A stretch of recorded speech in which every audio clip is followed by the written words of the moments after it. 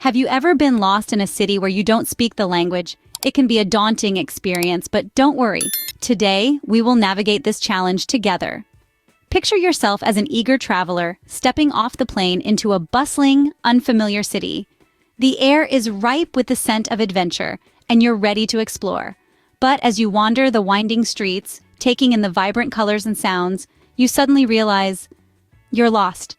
This isn't just a hypothetical scenario, it's a reality for many who venture out into the world. Getting lost in a new city is a common occurrence, and it's not always easy to find your way back.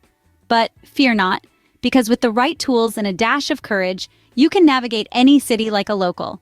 The most crucial tool in your travel toolbox? The ability to ask for directions.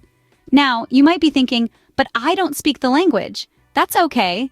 English is widely spoken around the globe, and knowing how to ask for directions in English can be your saving grace. But where do you start? Well, let's begin with some basic phrases. Imagine you're searching for the train station. You could ask a passerby, "Excuse me, how do I get to the train station?" Or perhaps you're looking for a place to grab a quick coffee. You might say, "Can you tell me where the nearest cafe is?" These phrases are simple, but they can be invaluable when you're navigating a new city. Of course, asking for directions is only half the battle. You also need to understand the instructions you're given. Common phrases you might hear include, "Go straight ahead," "Turn left at the traffic lights," or "It's next to the park." These phrases might seem confusing at first, but with practice, they'll become second nature. So, now that you're equipped with some basic vocabulary, it's time to put it to use. Imagine you're that traveler lost in a new city. You need to find your way around.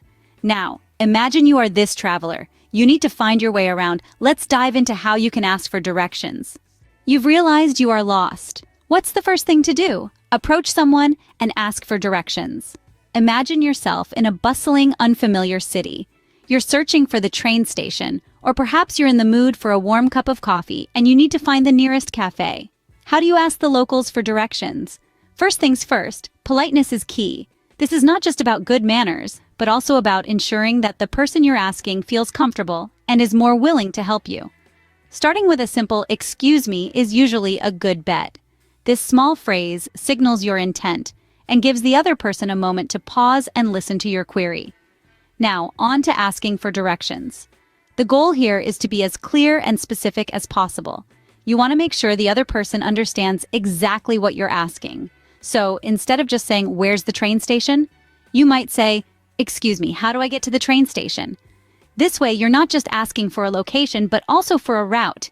Similarly, if you're looking for a cafe, you could say, "Can you tell me where the nearest cafe is?" Here, you're specifying that you want to find the nearest cafe, which will help the other person give you more accurate directions. Remember, when asking for directions, it's important to listen carefully and possibly even take notes on your phone or a piece of paper.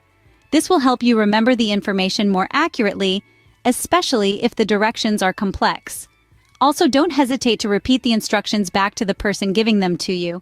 This ensures you've understood correctly and gives them a chance to correct any misunderstandings. So, in summary, when asking for directions, be polite, be clear, and don't be afraid to ask for clarification if needed. And above all, remember that everyone gets lost sometimes. It's all part of the adventure. Great, now you've asked for directions, but what if the instructions are unclear? Let's find out. You've gotten some directions, but they're a bit confusing. What do you do now? Well, don't worry. It's not uncommon to need a bit more information when someone gives you directions. In fact, it's very normal to ask for clarification.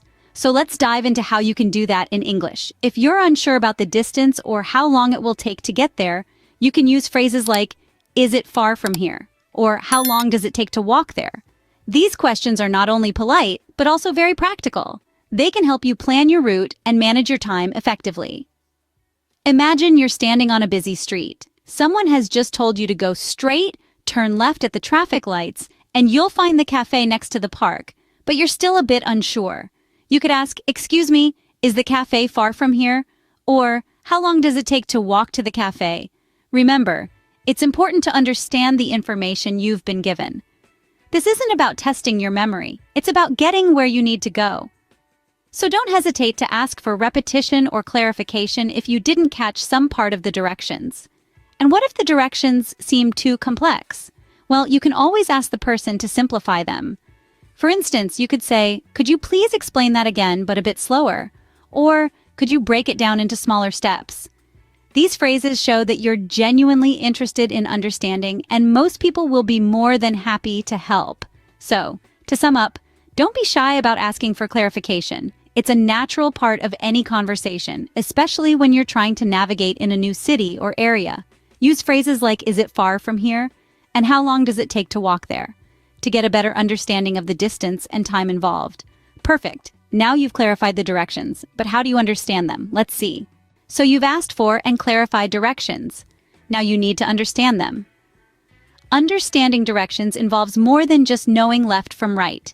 It's about recognizing landmarks, understanding relative positions, and deciphering common phrases used in giving directions. Let's start with some common phrases. When someone tells you to go straight ahead, they mean you should continue in the same direction you're currently going. Don't make any turns. Just keep moving forward. Turn left at the traffic lights is another common phrase. Here, left is the direction, and traffic lights is the landmark. The person is essentially telling you to change your direction when you reach the traffic lights by making a left turn. Now, if you're told it's next to the park, the person is using relative position to describe the location. Next to means the place you're looking for is adjacent to or immediately beside the park. You see, landmarks and relative positions are essential in understanding directions. Landmarks like traffic lights, parks, or buildings provide visual cues and make it easier to navigate. They are significant points of reference in an otherwise unfamiliar environment. Relative positions, on the other hand, help you understand where one place is in relation to another. Phrases like next to, across from, behind, and in front of are often used to describe these positions. Remember, it's okay to ask for clarification if you're unsure. You can say, "Do you mean left when facing the park? Or is the traffic light after the next intersection?" These questions will help ensure you're on the right path, and there you have it. You've managed to ask for, clarify, and understand directions in English. It's a crucial skill, especially when you're in a new place. Well done. You've successfully navigated your way in a new city, but let's review what you've learned to make sure it sticks. Let's take a moment to review the key phrases and vocabulary you've learned today.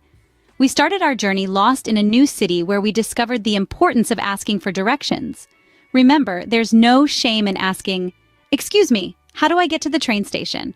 Or, "Can you tell me where the nearest cafe is?" These phrases are your keys to unlocking the city's streets and corners. Then we move to the art of clarifying directions. It's always a good idea to make sure you've understood everything correctly. So don't hesitate to ask, "Is it far from here?" or "How long does it take to walk there?" These questions will not only ensure you're on the right track, but also help you manage your time and expectations. Next, we explored how to understand the directions given to us. Go straight ahead, turn left at the traffic lights, and it's next to the park. These are common phrases you'll hear when you ask for directions. Visualize these instructions in your mind and follow them like a map. Remember, it's okay to ask again if you're unsure.